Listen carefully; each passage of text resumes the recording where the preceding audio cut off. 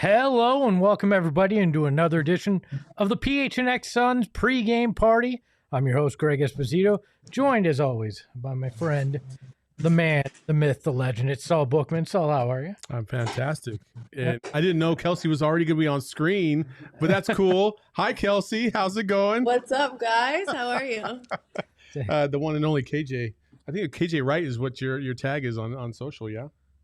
Like the football player. There you go. She is the digital host and guru for the Memphis Grizzlies, and she's joining us here on the show today. Yeah, from Grind City Media, one of my favorite outlets out there digitally. Jealous by some of the stuff you guys do out there. So a pleasure to have you with us. As always, the show is brought to you by the DraftKings Sportsbook app, America's #1 sportsbook app. And always remember to press that subscribe button, smash that like button, and, leave a 5-star review if you're so inclined and you're listening on the audio side on our regular shows. We appreciate it. It's Suns, it's Grizzlies. We didn't just ask Kelsey in just for fun because we like Grind City Media. No, we are actually playing the Grizzlies tonight here at the Footprint Center. A game that I think the word decimated by COVID is an appropriate term. Nathan. A term that definitely is worthy of what's going on. Yeah. The Suns, without a large amount of their roster, including head coach Monty Williams tonight. The Grizzlies also, struggling with the health and safety protocols. Before we get to our topics, let's hit that injury report, because I think that's the biggest topic for these two teams tonight when you look at it. And it's Deandre Ayton, Jay Crowder, Ish Wainwright out for the Suns. Ayton and Crowder with COVID-19 health and safety protocols. Dylan Brooks, Jared Culver, and DeAnthony Melton out with the COVID-19 as well on the Grizzlies side. Everybody and their mama, it feels like, is sick, hurt, or injured. And we literally just talked about this morning, Kelsey. I talked about how I think the Suns have the best center duo in the league, and DeAndre Ayton was probably going to match up against Jaren Jackson from time to time. Oops. Well, shit. Yeah, you jinxed that for them, didn't you? Yeah, for sure. What are your overall thoughts on what's transpired in, I think, the last 5 hours? I mean, I think it started, at least on the Grizzlies side, yesterday when we found out like an hour before tip that it was going to be Dylan and DeAnthony out. And Dylan is obviously one of the biggest parts of the Grizzlies offense, whether he's a leading scorer or not, and the best defender on the team. And then when he's out, his replacement would be DeAnthony. Then he's out, and we're like, okay, well, what the heck happens now? And then I think it was more shocking today on the Suns side when it was, at first it was Monty Williams, and we were like, oh, like this came out of nowhere, and then it just trickles down. And I think Jay Crowder was a big one too, because the Grizzlies just love him so much. And then just like between the time we spoke a couple hours ago and then today, Ayton's gone. And I think now the Grizzlies are like, you never want to get a win when people are out, but this is one now they're looking at. You looked at the schedule, right? And you were like, this could just be one of those losses that you mark down. It's the second half of a back-to-back. You're going into one of the best teams in the West at home. But now it's getting a little trickier because now they're, Ayton's out. Hey, slow your roll, Kelsey. There's still a gentleman named Chris Paul. There's still a gentleman named Devin Booker. I think they match up a lot better. I'll say that. That's probably fair. true. Yeah, that's probably fair. That's fair. Also, somebody in the chat, Connor in the chat said, is Lindsey Smith in health and safety protocols? No, she is not. She just has a couple off days. So there you go. She's celebrating Christmas a little late. Yeah, so there that's you go. where she is. Without Brooks, without Melton, where the Grizzlies going to go defensively, do you think, when trying to contain a guy like Devin Booker tonight? That seems to be, to me, the biggest question mark on the Memphis side. I think you will see a little bit of zone tonight. And I also think if you are a Fairweather Grizzly fan, you probably never heard of John Conchar, but he had himself a night last night. It was his first start, his first double-double. He is an underrated defensive player, and I think he could have his hands full tonight. It's his first time ever guarding Devin Booker, but that would be my best guess on who tries to not stop Devin, obviously, but contain him, slow him down. Kelsey, this might surprise you, but I am a casual Grizzlies fan, so I did not know. So thank you for that. John Conchar. Devin Booker just 34 points shy of eclipsing 10,000 points in his career, which is quite impressive. Will become the 7th youngest to do it. That again, Wow. quite impressive. So hopefully that happens tonight, because that would be awesome. Outside of the usual cast of characters, obviously John Conchar apparently, and Ja Morant. Who else do you think? I don't think in the career of Jaren Jackson has he ever really fared too well against the Suns. Are you thinking that maybe now that DA's out, he'll get a little bit more opportunities on the perimeter and maybe even down low to really flex his offensive scoring ability? Yeah, Jaren's had a little bit of a slump, I'd say, shooting mid-range and from the 3 lately. So I don't know if I'd necessarily put him, getting back into it against the Suns. A player that I would look out for today is Desmond Bane, though. He's in his 2nd year, and he has just been on a tear. It's almost at the point now where he releases it, and if it doesn't go in, we're like, is something wrong with the rim? And he had a couple off nights last week, the week before, but he's been back, and he just plays with the confidence of Ja Morant, and he's going out there and just scoring. So I would say he's probably going to be the primary scorer tonight, as well as Ja Morant. Grizzlies have been struggling as of late. What has really been pun intended, the bane of their existence lately? What's been causing you were gonna say it was right there. I had to. I couldn't. It was that or do the Bane impersonation. I went with the pun. All right. What has been the problem for the Grizz as of late? I think it's their defense. I think this team has shown that they can score. They have a bunch of guys who can get double digits every single game. It's defending. It's defending in transition. It's defending the half court.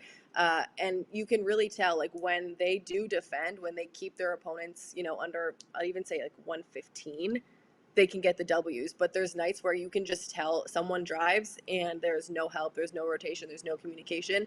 And so I think defense is absolutely it. And the guys harp on that all the time about staying alert for 48 minutes, and it does come down to defense. Well, I'm terrified for what you have tonight, Saul.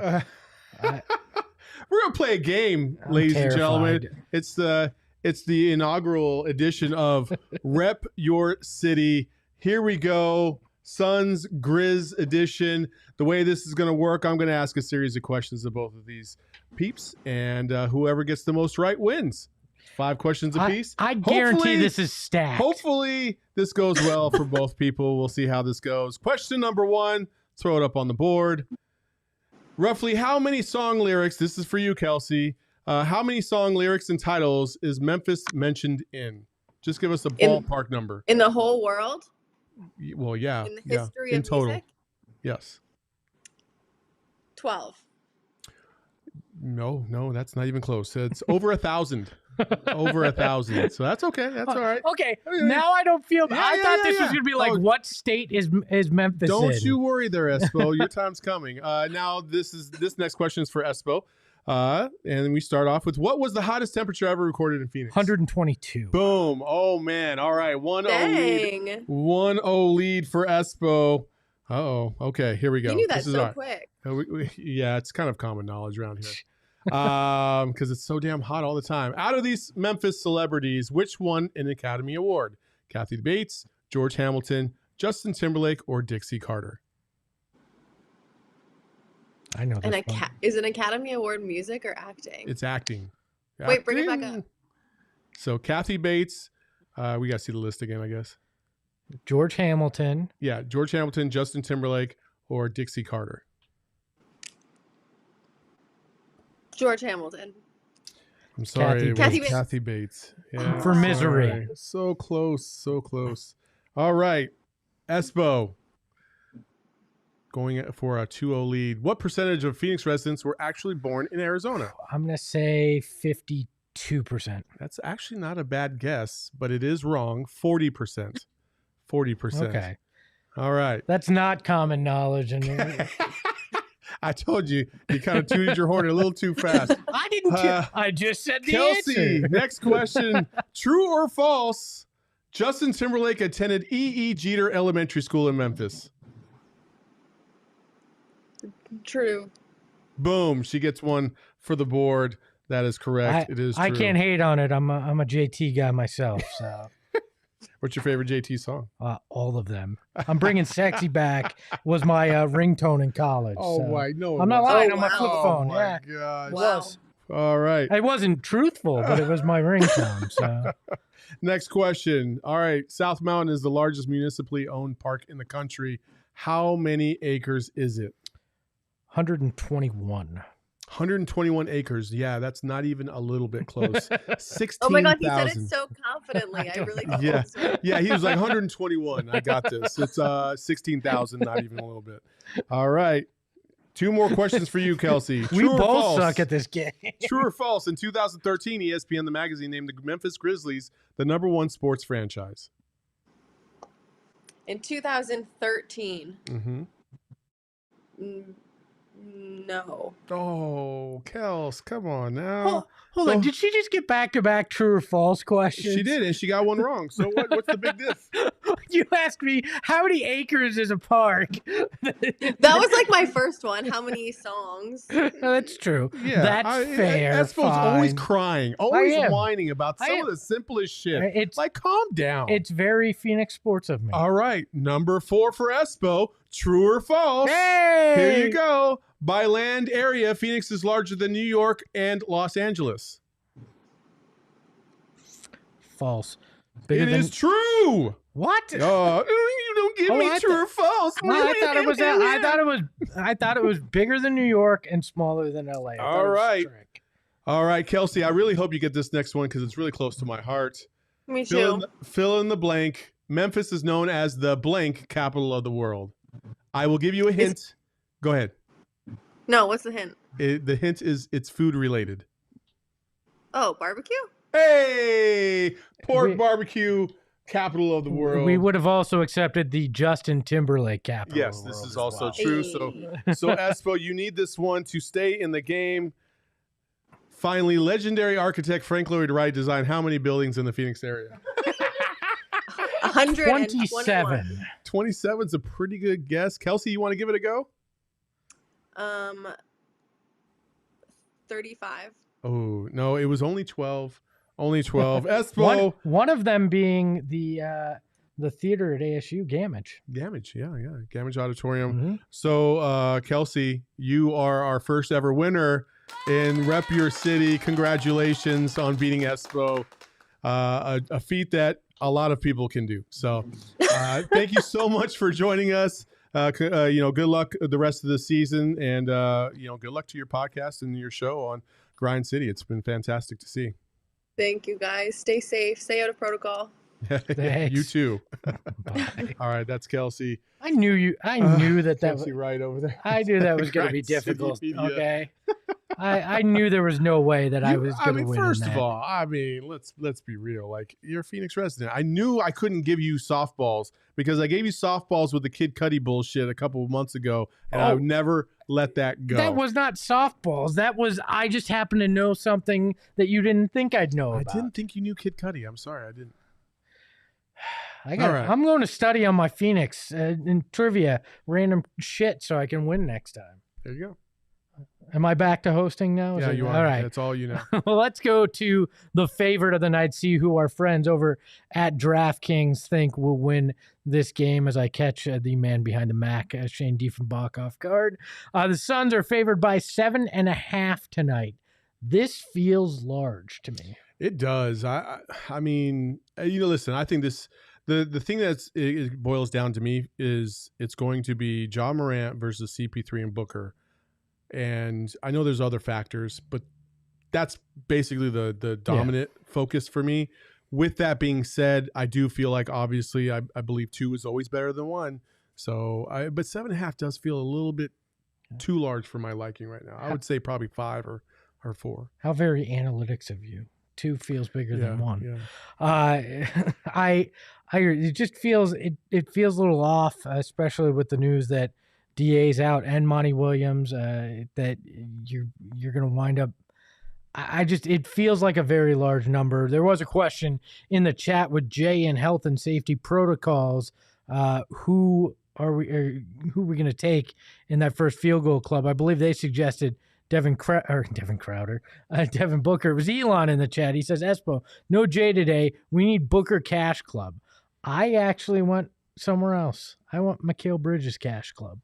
I'm feeling Mikal first bucket tonight. I will say this. The last time I bet on Jay and when Booker, somebody had said Booker in the pregame. I think it was Lindsey. And Booker took like the first 3 shots. I think I'm team Booker tonight too. Especially after his last performance of, not playing as well as I know he would have liked to against the Warriors. You just feel like, man, you're so close to that 10,000. Hey, let's knock it out of the park tonight. Let's get 20 in the first quarter. Let's go, JB.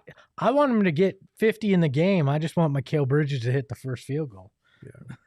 Yeah. For me, a big question mark is: are we getting Christmas night Chris Paul, or are we getting Chris Paul who waits, until late in the third or the fourth quarter to get it going offensively? Because this team likely will need him more than usual to get it going. With Jay out, the bench is now going to be lacking firepower in twofold. With Jay and DeAndre out, you're going to have to start likely Cam Johnson and JaVale McGee. So you've lost firepower on your bench. We're gonna need campaign, to step up. You're gonna need that whole group to try to figure out how to get things going offensively without your 2 biggest offensive weapons. You need Shamma to hit. So to me, starters are going to have to do all the heavy lifting tonight. You're going to need Chris Paul early and often. I mean, yeah, I get that thinking, but at the same time, I feel like the way this team goes on normal nights is Devin Booker takes the brunt of the load at first, and then CP3 takes him down the stretch. And I would not expect that to change tonight. I think CP3 will revert back to his normal kind of mode. Knowing that John Morant is going to go hard, but they're on the back-to-back. They're on the second night of a back-to-back as well. I just feel like the Suns, they don't have to panic tonight. They can play their game. CP3 can control the game, and they'll end up victorious. I do feel like the Suns will win this game, but it's not going to be as easy as it once was because of what you're missing. And listen, whenever you throw a variable in there that is change, how you adapt to that change, especially this type of change, because it's just not common. It's not like you saw a player go down in practice or in a game and you knew like, okay, next game we're not going to have him. It's like, boom, like 3 hours before tip. Oh, by the way, DA's out. Like what? So they got to change. And every team in the NBA has dealt with this adversity, just about every single team. And everybody liked to dog on the Suns about how players were out and they took advantage of them. Now they're missing a couple of guys. And I just feel like the Suns are just different, and they'll step up to the plate, and they won't use those sorry-ass excuses that all those other sorry-ass teams use. There is one big factor we haven't really discussed, and it's Monty Williams being out tonight. Kevin Young stepping in, the associate head coach. He's only 40. He just turned 40 last month, so very young guy. His first head coaching job back in 2006, I believe it was with the Shamrock Rovers hoops team in Ireland. It was an Ireland Super League team. So this guy has come a long way, quite the journey, a couple head coaching stops in the G League.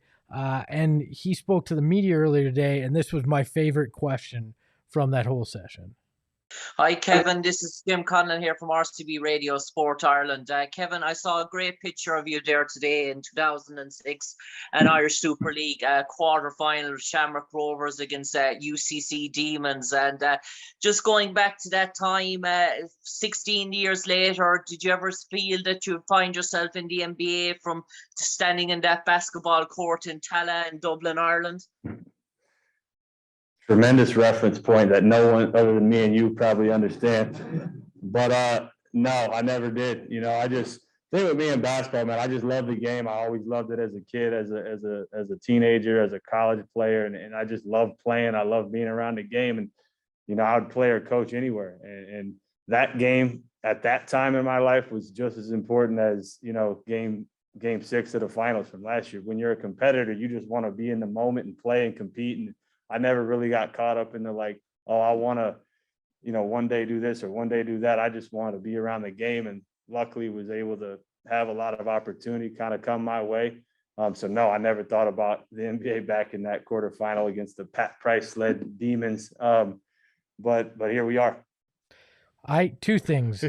I love that Irish accent. Irish accent. But I fell in love with Kevin Young as well with that answer and some of his answers throughout that press conference. Very much in the mold of Monty, just grateful for his opportunity, wanting to be out there. He praised the fact that CP3 has been fantastic for him throughout his time here in Phoenix, but is going to be spectacular tonight for him because it's like having a coach on the court. It's a guy he can trust in to really help him throughout. So I'm excited for him. He gets the opportunity to take the helm tonight. It'll be interesting to see because he said Monty has given him autonomy. It's going to be his stuff. Wasn't a lot of, hey, you need to do this. So we'll see. Do rotations look a little different? Yeah. How does he handle things? How does he handle timeouts? Those kind of situations tonight. That'll be another factor that plays into all this. Yeah, I agree. It's it's a hard position to be in, but I think it's a fun position to be in because it's your first chance. This is your first opportunity to kind of, be at the helm of an organization for a couple hours. And, this is what every coach dreams of, getting that opportunity to coach an NBA team. And so, I love the perspective that he has. And typically the guys that had to do it the unusual route, right? You had to start off over in Ireland.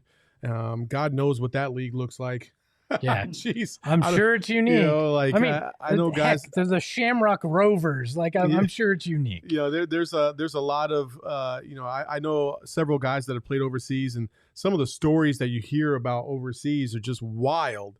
And so him having to experience that and making his journey from there all the way over to eventually getting here with the Suns is remarkable. And I think when you have that kind of path, you truly, truly appreciate the opportunity in front of you, as opposed to, let's say, a coach that maybe, got, retired, a player retired and just joined the coaching staff.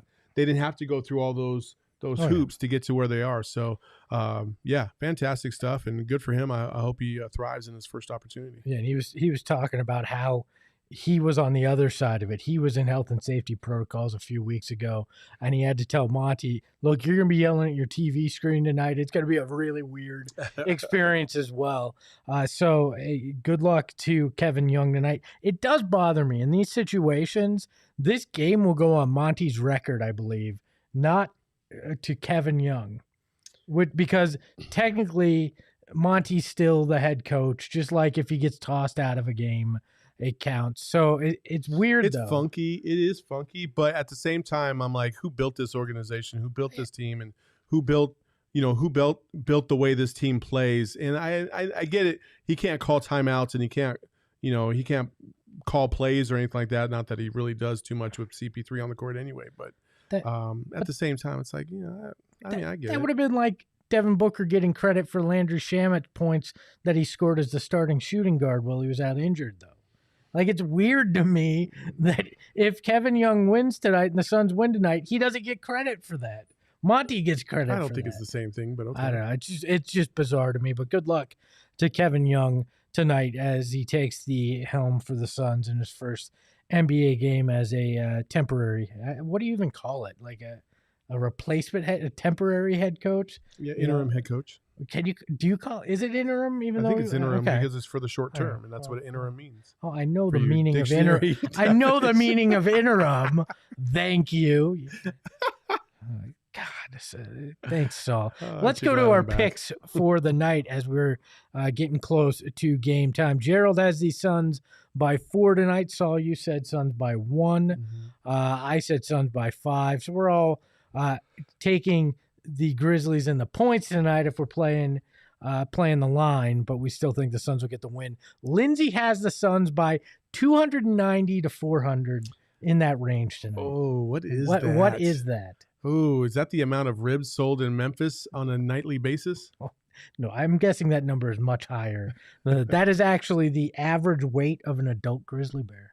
Oh, It's between 290 and 400 Damn it, pounds. Saul. That is the That's weight. it? That's it. 400 pounds. really? 400 pounds. Those things are huge. According to the internet, and we know everything on the There's internet no way that's is true. That can't It be- was on that can't Wikipedia, possibly damn be it, true. and I trust Wikipedia with everything, you know. All right. Keep going. Saul's gonna fact check. Ahoy hoy, everybody. No, I'm kidding. So that's what we're looking at tonight. Well, it is as 656, so it would have made sense if you were like, bye. we're landing the plane here. But any final thoughts about what's gonna transpire tonight? Are you worried we're in for some ugly basketball? No, I don't think it's going to be ugly basketball. Anytime you have Devin Booker and CP3, I keep saying this a million times over again.